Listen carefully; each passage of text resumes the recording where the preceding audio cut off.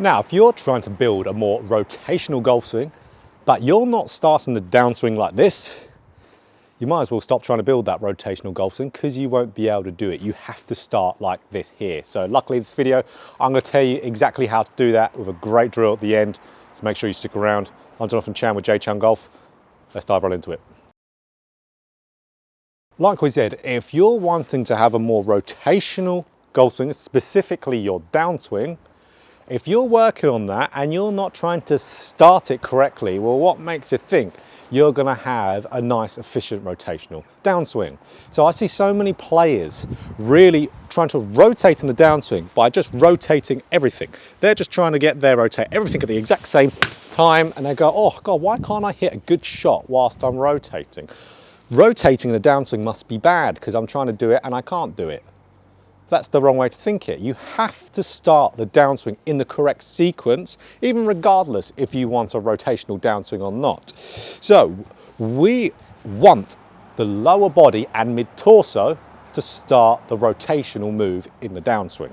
As soon as we start our transition, we want really rib cage down to start twisting and turning towards the target, while this, the upper body, stays where it is.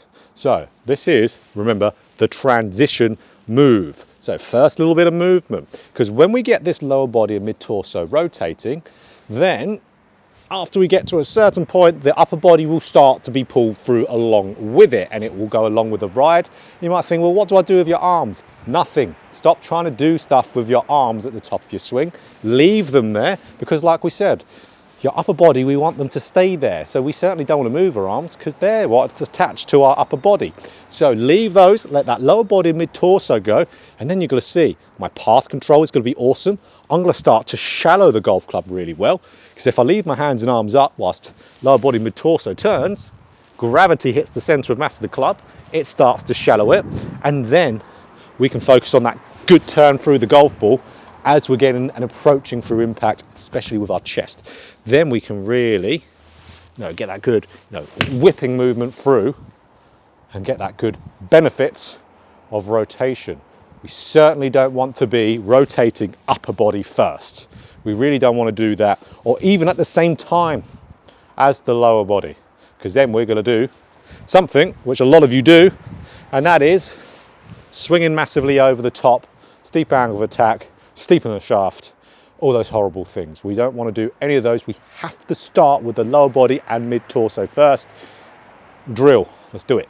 So this is the best drill to do for this by far. And I haven't done this drill for a while on the channel, but you've probably seen it in every single video I've ever done right here. And that is the resistance bands. So I'm going to tell you ways to do it without these resistance bands as well, because fully aware that not everyone has these. Now what you need to do is attach them to an upright, put them fairly high. Now what we do from this, we get into a makeshift top of the backswing.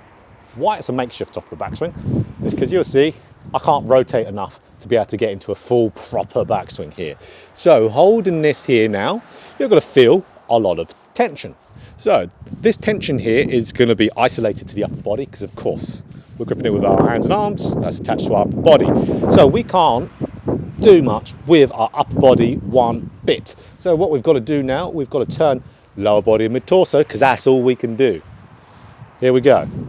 So you see here, I'm hardly moving this part of my body. Rib cage and down is doing all the work. That's what's doing all the twisting, turning and torquing there.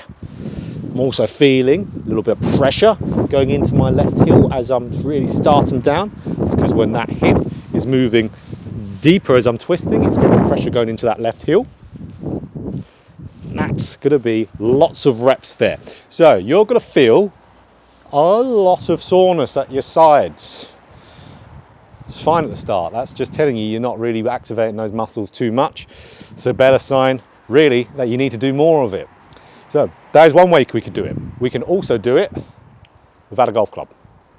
Just get into a golf posture, get your lead arm there, get up to the top of your backswing, pin it to your chest with your right hand, and now, again, you can't do much with your upper body. So now all we can do, lower body and mid-torso, separation. Rep it out, rep it out. One of the things a lot of you out there watching YouTube videos all the time, don't quite understand with the golf swing, you have to do so many reps, not 500, 50,000. You need to do loads. That might even be underselling it. You need to do even more than that. For context, this drill here, I've done so much of in my golfing life. Used to be one of my main drills I did years and years ago. The driving range I used to hit balls at when I practiced every day, big pillars in between each bay. And I'll tie that exact band around it, and I would do 5 reps. And then after that 5 reps, I'd hit one ball. And then what would I do?